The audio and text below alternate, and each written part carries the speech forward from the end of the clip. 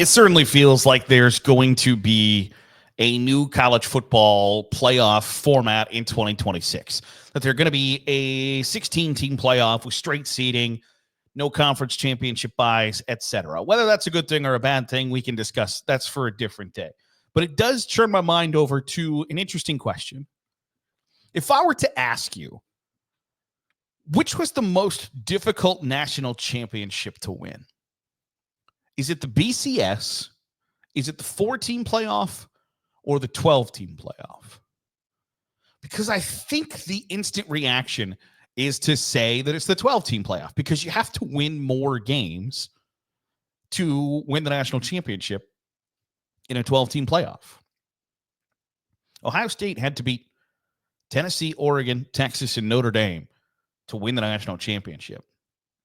And that's a really difficult stretch to play in. Like, is the number that they beat 5 top 5 opponents, which would be ridiculous because then they would be one of the top 5. So they beat of the top 5. There's 6 top 5 teams there, and they beat 5 of them. And so I think that's where the instant reaction goes, right? Is that like the more games you have to play, the more difficult it is to win that championship. But I don't know if that's the case. Because I think if you were to rank which of those 3 national championships is the most difficult to win, I think I might put the 12-team last. Because in the 4-team playoff, the one thing in the 4-team playoff and in the BCS that the 12-team playoff doesn't have is exclusivity. To win the BCS national championship for the first dozen years of the BCS, you had to be 1 or 2. There was no mulligan. And in the 4-team playoff, if you had a loss, there's a really good chance, one, either, depending on who you are or when it came, you were on the outside looking in, or you were not going to be a 1 or 2 seed. You were not going to have the advantageous geographical location in your game. And so I think the 12-team playoff would be, if you were to rank them 1 through 3, would be 3rd for me. Because, and we're not going to get a big sample size of a 12-team playoff. But in a 12-team playoff, you had the likes of Arizona State and SMU and Clemson and Boise State that weren't real contenders to win the national championship, in my opinion. Like, I don't know that there are many scenarios where if you simulate that 10,000 times, that Arizona State, Boise State, SMU, or Clemson were going to be national champions. You could probably argue Tennessee into that group as well, but Volunteers have had a rough one, with their football team getting their asses handed to them in the horseshoe, and then now their baseball team's just not as good as they thought they were. That's neither here nor there. So in a 12-team playoff, you could argue that there were 5 teams that just conceivably didn't really have a chance to win the national championship. In the 4-team playoff, there were certainly years that one of 2 teams or 1 team was going to win the championship. But you still had to make it. And the 4 teams, I don't know how many times in the 4-team playoff that you could look at the group that made it and go, well, that team doesn't belong there. It didn't happen very frequently. And in the BCS, it happened even potentially less. The one thing that I think, for me, the BCS puts this at the top of the pedestal is to win the 12-team college football playoff, you had to, if you didn't get a first-round bye, you had to win 4 games. To win the BCS national championship, a lot of times you had to win 12 consecutive games, 13 consecutive games. There were times, Auburn famously that year, that they went 13-0 and didn't get the SEC, didn't get into the BCS national championship game. Sorry about your luck. Is there a really good chance that Auburn probably could have, should have won the national championship that year, yeah, you could hash that out and have that argument that they should have, or in a 14 college football playoff, maybe makes a national championship game, but instead didn't even get the chance. In the BCS era, anything short of perfection, and even in the 14 playoff to some degree, anything short of perfection made you ineligible. Now, perfection is not equal across the board. And I think that's important to point out because a 12-0 Tulane, and what was that?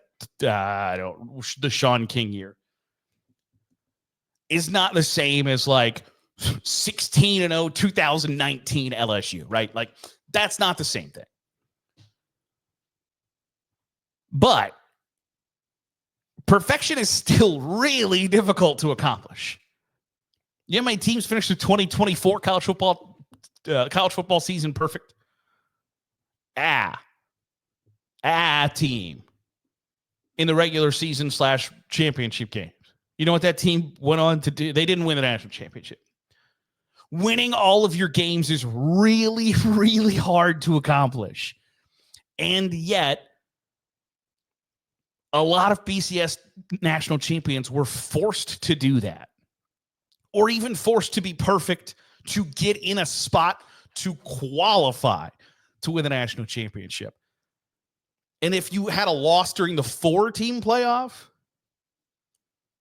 depending on when it came, you were on the outside looking in, fair or unfair, which is why I like an expanded college football playoff. I know that the argument against it is it nullifies the regular season. I disagree with that because I don't think the expectation should be perfection, because being perfect, having the smallest number possible in the loss column, then rewards playing bad teams. And I think that's a bad thing. I want Ohio State, Texas, Michigan, Oklahoma, LSU, Clemson. I want matchups like that as often as possible. I want to see the best in the sport go up against one another more frequently, not less. And I think the best way to incentivize that is to decentivize the chase for perfection. And for a long time, it just was, we have to do whatever we can to have the smallest number in our loss column. Where in the BCS, and I think we're going to, by the way, this is a sidebar, I think we're at some point going to get a college football playoff decided by computers. We are going to get a BCS playoff at some point, because at some point, the humans will make such a bad decision or create such a bad field that it will just be undeniable. Like, okay, we have to do something differently. And so I think we're going to get a BCS playoff at some point. End sidebar. I think when there's only 2 spots available, that makes it inherently more difficult. One, because you have to be perfect for 12 weeks or 13 weeks out of the year. You can piss away a chance to win a championship in the conference championship game, which we'd seen before. But then also, you have to have a little bit of luck to still even then have the computers be on your side. So not only is perfection not enough, you then need luck on your side to then win the national championship. So in my view, I think the BCS was the most difficult championship to win. I can be swayed from that, by the way. If you drop me a comment and explain why in the world you think that it's the 4-team or the 12-team playoff, I'm all ears. My feet are not firmly, I'm not in concrete on this stance. But just on the surface, when you ponder that question, I know that your brain immediately goes to like, well, yeah, it's a 12-team. You have to beat more teams to do it. You have to play more games, etc. But if those games aren't against teams that like make you think, oh man, this is tough, I don't know how you come to grips with the fact or the idea that like that's the most difficult one, when you can be perfect. You can win all of your games and then still not get the chance to play for a national championship. That would make it the most difficult championship to win, in my opinion. But I want to hear from you. Drop your comments below. Tell me why you feel the way you do. And if you think I'm wrong, let me see your work, because I'm willing to move off this stance. That'll do it for today's episode of the Daily Huddle. Appreciate you making us a part of your day, however it is, wherever it is you're doing so.